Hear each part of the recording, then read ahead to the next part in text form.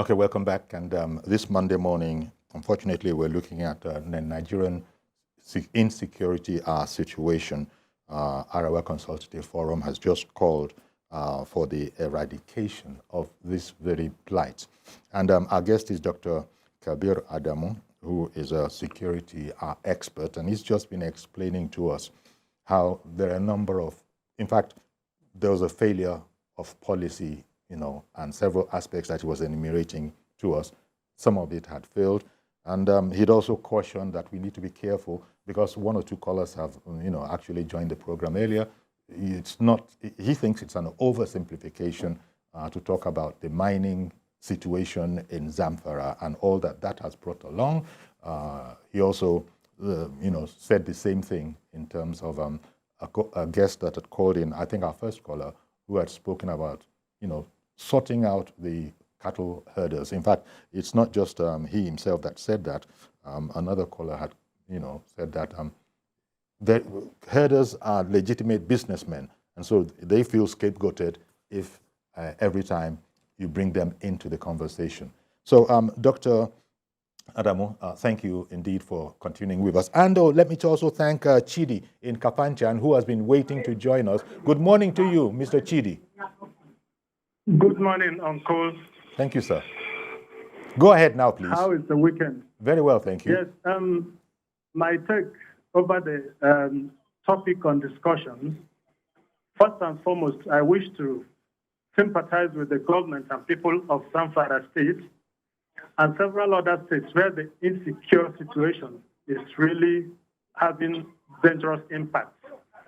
As a matter of fact, it is regrettable that at this point in time, our country is being bedeviled with different dimensions of insecure situations. I would like to therefore call on the President Tinubu-led administration to pay a very important attention to security. Because in a situation where we want foreign investors, just like the good speech he made at the UNGA Assembly, which will attract, where we look to attracting investors from outside Nigeria. If Nigeria will be considered an insecure place, in other words, we are by ourselves chasing away potential investors.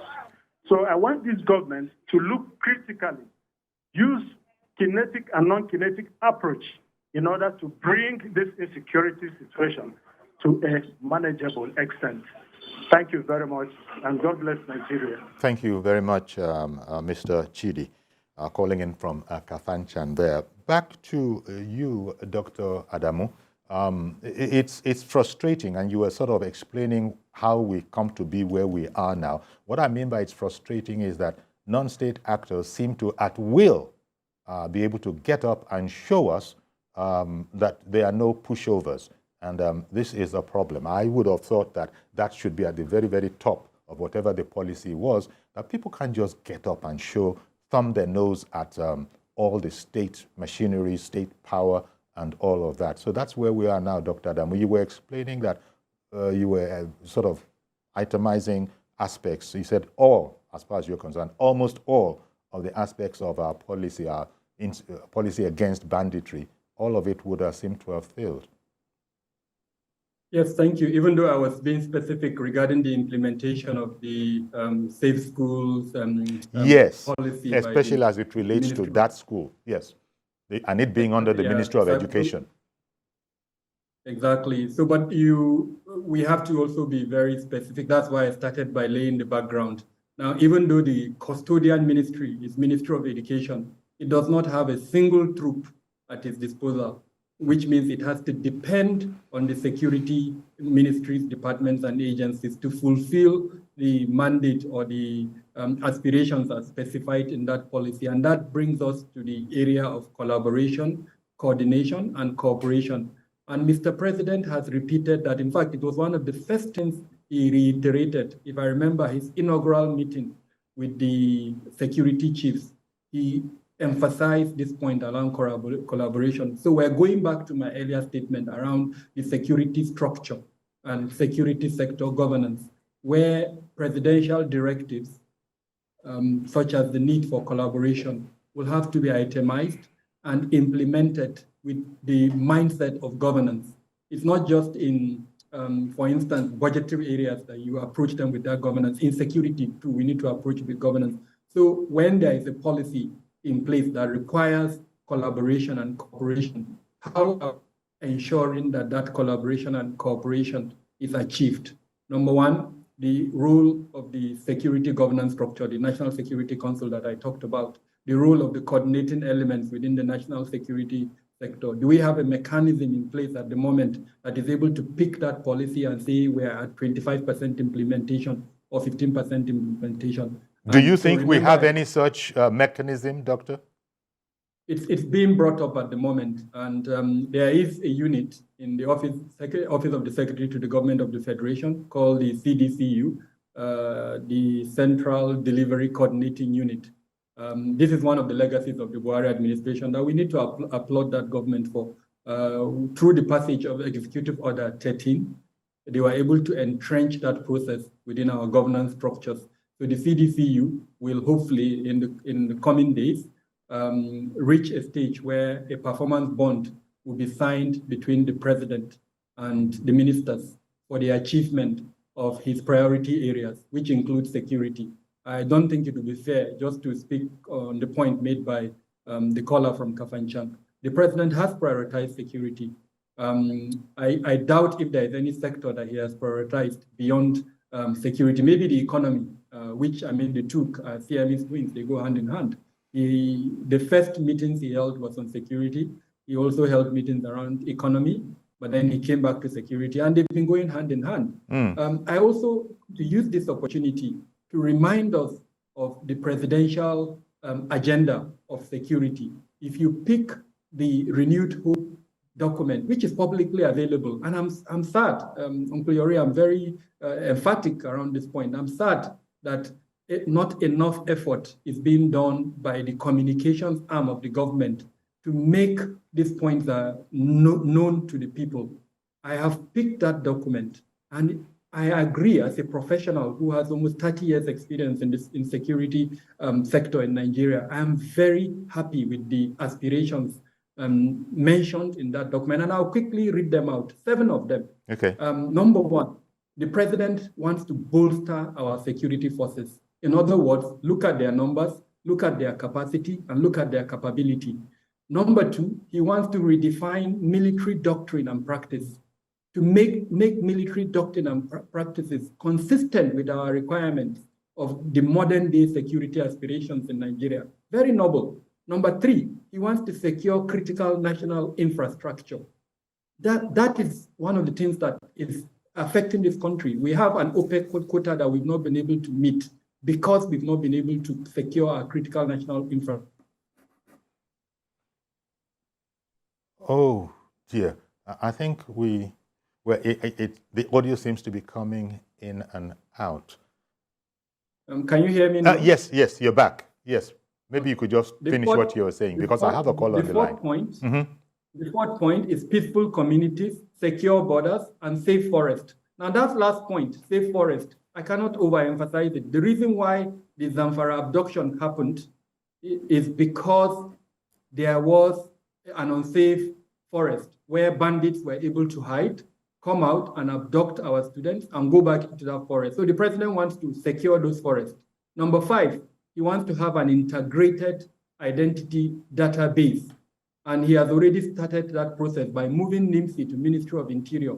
So we're hoping that in the coming days, we'll see a harmonization of the existing database. A very good and noble aspiration. Number 6, international collaboration. And he's already doing that. He's gone to Pakistan, or rather India. He's also gone to Dubai. He has entered agreements for supporting, in one instance, 40% for local production of our weaponry requirement. And then the last one is to reposition the police, to make the police take up its role in internal policing documents. So I doubt if any Nigerian would contest these 7 aspirations. The meat of the matter is in the implementation. How are these 7 aspirations going to be implemented? And okay, Doctor. Doctor, I beg your pardon. Thank you very much for giving us that brief itemization. But Mr. George in Ikeja has called in. Good morning to you, Mr. George. Please go ahead now. Yes, thank you, Uncle Yori. Good morning and good morning to the guest. Yes. Uncle Yori, I think this issue of banditry has gone beyond the herdsmen level. Herdsmen cannot be the type that will set up camps and have arms that can bring down a place. Those ones cannot be herdsmen. This banditry thing, it's interesting that the ACF, I guess you mean Arewa Consultative Forum, are also concerned about the banditry going on. But we need their help too. The government needs their help because we know that there were instances where some traditional rulers were giving titles to some of these bandit leaders.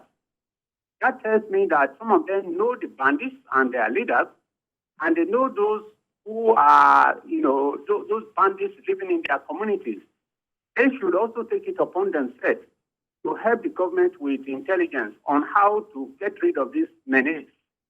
I agree with Chidi from Kaf and Chan that if we do not address this matter decisively, we are asking for investors to come in. On the other hand, if we are not able to address this, constructively, we would have been indirectly, discouraging the investors. Nobody wants to invest in a country that is not safe. That's what I'm saying. The military needs to step up their game. We are seeing some of the results they are bringing, but they need to do more and strategize the more. That's the way I see it. All right, Thank you. then. Thank you very much for calling in, Mr. George. And Dr. Kabir Adam, let me bring in the other aspect. I mean, thank you very much so far. The human angle, if you want, to all of these. I mean, those children, those are daughters, sisters, of people. And you had said one of the sort of the weaknesses of the situation, as you saw it, was that the location of the school itself was, the proximity. It was easy, relatively easy. Now, what is the part that parents themselves can actually, contribute to this whole process? Because you can imagine a situation where parents will begin to, look at the situation, look at where a school is situated, and it doesn't matter what you say, we refuse to send their children to that place if it is not right next door to a barracks or that kind of a thing. I mean, yes, I'm overstating it slightly, but surely you can get because you just itemized that, well, unfortunately, the situation where that school is situated didn't help matters. So, I mentioned earlier on that there is a rule for the Parent Teachers Association under the national policy on safe schools. I can't recall the exact name of that policy, but it's something around Safe and Secure Schools 2021. There is a rule for Parent Teachers Association in that policy. But in practical terms, what can parents do? Number one, have access to that document. It's a publicly available document. And ask yourself, the school where you are taking your kids to, have they implemented, what level of implementation of that policy have they done? In fact, okay, so it's gone again, but it'll be back. But where you got to gives us a bit to be able to talk about. Parents themselves have the responsibility to access that document and decide, it seems to be the conclusion that they can get from perusing that document, whether or not it is safe to send their children or wards to such schools. Yes, exactly. That's the number one step. To conclude, answer the question whether the school is safe. In the case of the university in Zamfara, even to a casual observer, if you've been to that school, you know that it is vulnerable for the simple reason that it's located outside the city center on a road close to a forested area where over the period, there have been incidents of abduction, both within the community and then around the community. So it was just a matter of time. In terms of security deployment within the school, even though that's difficult to determine, most parents cannot do that. But just engaging, for instance, the police or the military to ask them if they have enough personnel in that location will answer the question. And I can tell you from my vantage point that the case was there was not enough deployment. Professionally speaking, if you are protecting one individual from, let's say, someone who is holding one AK-47, the professional requirement is that there should be at least 4 to 8 persons to protect that one individual. So it's not that easy, Uncle Yuri. You have a threat element that has something more sophisticated than an AK-47. So the best thing, and I want to emphasize this word, the best thing is not to wait for that threat element to attack. Okay. Go after the threat element and uproot that threat element from his or her base so that that threat element is, in military terms, neutralized. And well, exactly. Now that you said it, it sort of will occur to everybody. It's not cheap and it's not easy to do, as you've just explained, that if there's only one AK-47 wielding, deviant, the amount of security needed to sort of be able to contain that situation, it goes to show us. And we've heard that, funds are not limitless, and what is available is so little that it spreads so thin. So it then becomes almost like a game of chess, where the authorities have to determine where should I, concentrate on now, just as you're trying to outwit them and trying to second guess them as to where they might think is vulnerable and where they might strike. So it all is a very, very complex situation. Yet Nigeria cannot shut down. Nigeria cannot shut down because people have mentioned the whole world is watching this as well. They're looking at the invitation of the president to come into Nigeria. We're ready. We're not lazy and all of that. But they're also going to be asking, are you safe as well? Never mind the economy. Are you safe? Reverend Dominic, please join in the conversation. Thank you for calling in. Good morning, Chief Yori. Good morning, sir. Good morning to your erudite Dr. Adam, Professor, the security expert. He has spoken well. But Yori, do you know my pain? My pain is the way Mr. President has carried the office of presidency to sell Nigeria in the international community. Well said, well positioned. But inside Nigeria, Yori, there's a sabotage here. Let me give you one. Let me start from my own side, Southeast. Do you know, it is now we know, it was not Hausa herdsmen that was doing the kidnapping. It was our brothers. Let me put it this way. This makes me a dangerous piece.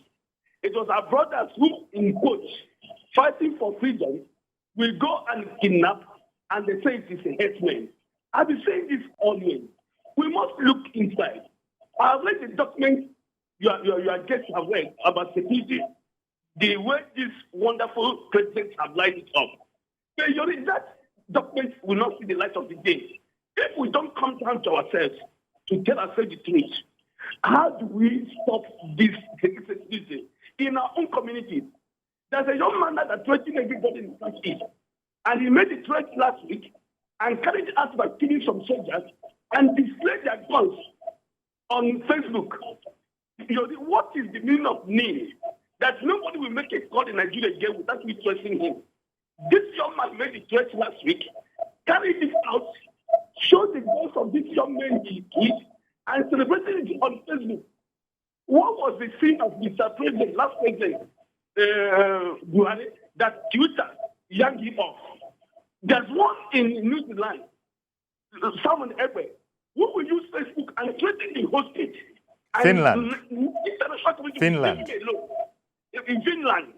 And they will still open Facebook for him, Instagram for him. What was the sin of Buhari when they stopped him? And look at what people are doing to us. No matter the kind of good Finland, no matter the kind of good government Mr. President and Mr. President, as long as we don't handle this insecurity, nobody will invade the nation in this manner. Yes, you can commit crime in America, but you cannot kill a sheriff. You cannot kill a soldier and still post it and picture it on Facebook. This one says we must, our security was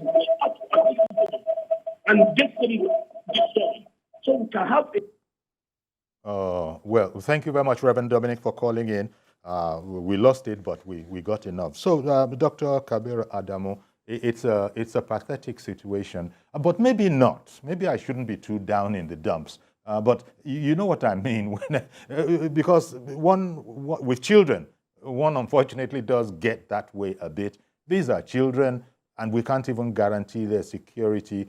Not for, not because people don't care, but you did also say that it seemed like you had an issue with the, the publicity arm of government. You had a quarrel with them as well, that they weren't doing enough to put out information in there. Quite frankly, we just need all the help we can get because non-state actors are running rings around our institutions, and the institutions themselves are restraining themselves. They can't go out with all the force at their disposal. So nobody should think that Nigeria does not have the capability to do this or that. But these are also Nigerians. That also complicates matters, does it? No, it does. One of the aspirations as contained in the Renewed Hope document is to win the hearts and minds of the people. And I mean, you just by a measure of the colors that you've met, I think we wouldn't be wrong if we describe that most of them are either frustrated or just exasperated. So what else? Exactly. And then the other element is the lack of confidence really there's a presidential directive. In other climes where there is a presidential directive, you are rest assured that yes. Will be met. But in our own case, people are still skeptical. And so that is where strategic communication needs to come in. How many people? Well, it's unfortunate that the sound is doing this to us, but I think we're able to follow because of the clarity of your presentation, Dr. Kabir Adamu. In our situation here, people, Ada said it at the very top, and many other contributors have said it, that we've heard this before, and I don't know. Well, the communication arm of government is also listening to this. They'll be able to evaluate what you are saying and maybe look at it from the point of view of, can we do a lot more? Can we do much more in terms of, informing the people? But whether that information will lead to safety, because at the end of the day, we want safety in society generally, but particularly so when they're hitting us at our soft underbelly, schools, universities. These are soft targets that we can't sort of police. So it's a frustrating thing, but I'm going to have to leave it here. And trusting Dr. Kabir Adamu that you've shone a light on the situation, especially the difficulty of this situation. And maybe people can be a bit more, I don't know how understanding you can be when your daughter is in danger of being abducted, but at least people need to know what the lie of the ground is. And it seems to me that we're in a dire situation if the commander-in-chief gives an order and sometimes that order goes unexecuted for a number of reasons that you have explained. I'm going to have to leave it here, Dr. Adamu, but thank you very much, Dr. Kabir Adamu, for coming on. Dr. Adamu is Managing Director of Beacon Consulting Limited. It's an enterprise security, risk management, and intelligence firm in Nigeria and the Sahel region. Once more, thank you very much, Doctor. Thank you for having me.